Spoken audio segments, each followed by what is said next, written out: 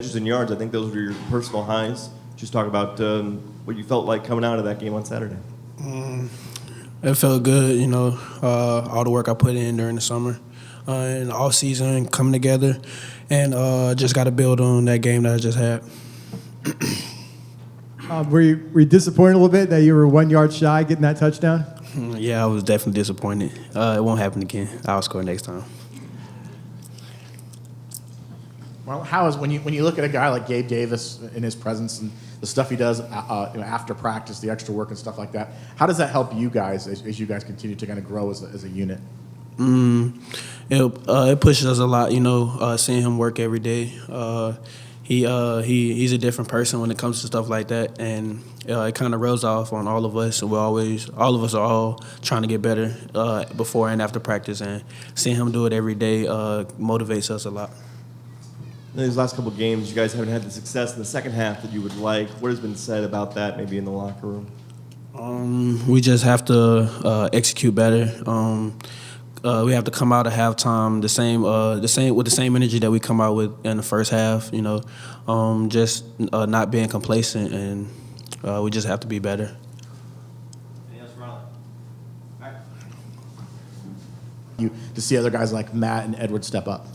Definitely Matt and Ed did a good job, coming in, playing right away. I think they did a really good job. And just having that connection with each other kind of makes it a lot better. It makes things a lot better. And we're all a big family, so it makes everything better. And those guys really did come out and play good. I mean, having two of your top linemen go out, pretty much one right after the other, and having two guys that really haven't played a whole lot of meaningful reps. What was that like at the beginning? Or did you see, were there nervousness in their eyes, or did they come together? How did they handle the moment? They weren't really nervous, which was really cool to see. You got Matt Lee's like 18. I'm pretty sure Ed's 18, 19 years old. Pretty hard thing to do when you're that young. So I was really proud of those guys stepping it up. What do you guys have to do on the road? In the last two road games, there have been some struggles. You were a play or two off here or there. What do you guys have to do to kind of have that complete game on the road? Just play like we were doing against East Carolina. We had a really physical game, and we just need to bring that mentality there and being the most physical unit on the field. I think it's going to be a little bit chilly in Philadelphia, maybe in the 40s. Are you Florida boys ready for that? Yeah, I think we're ready. We'll do a little preparation, but we'll be ready though. Burnham said this week that our bus level are probably the lowest we had throughout the whole season, so that's a huge plus for us. Saw Chris Deloachka to start there. Just talk about what you've seen from him. Chris Deloachka, him making that transition from the spring from tight end to defensive end and playing the rush position. This guy's in the film room constantly just trying to learn rep position. So I already knew by time when he got his time to shine, he wasn't going to fold. So he was ready for it. Kenny, I know Coach Burnham's talked a lot about getting pressure up front, maybe getting more pressure if you can. Do you guys feel like you were able to do that against East Carolina better than you have in the past? Yeah, I felt like because last year we played them, our front really dictated the game. So last week we just try to, focus on that and make sure we got pressure. I know as long as we do our job, the back end we're gonna handle their job. So that's what that was. Yes, Kenny. One more. You guys, last two road games have been losses. What do you have to do differently to be successful this time going into another road environment? My thing, we just got to just handle what we can control. At the end of the day, we got to do what we could do, and the offense got to do their part. So at the end of the day, just go out there with the mindset, the same mindset we had versus ECU. We got to be dominant. We got to be a force to be reckoned with. That's basically it.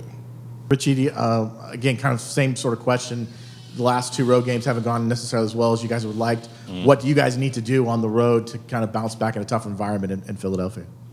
We got to start fast. That's our number one priority. But we also need to finish strong. Those two road games kind of left it flat towards the end, and we know that. So this road game is definitely going to be a test.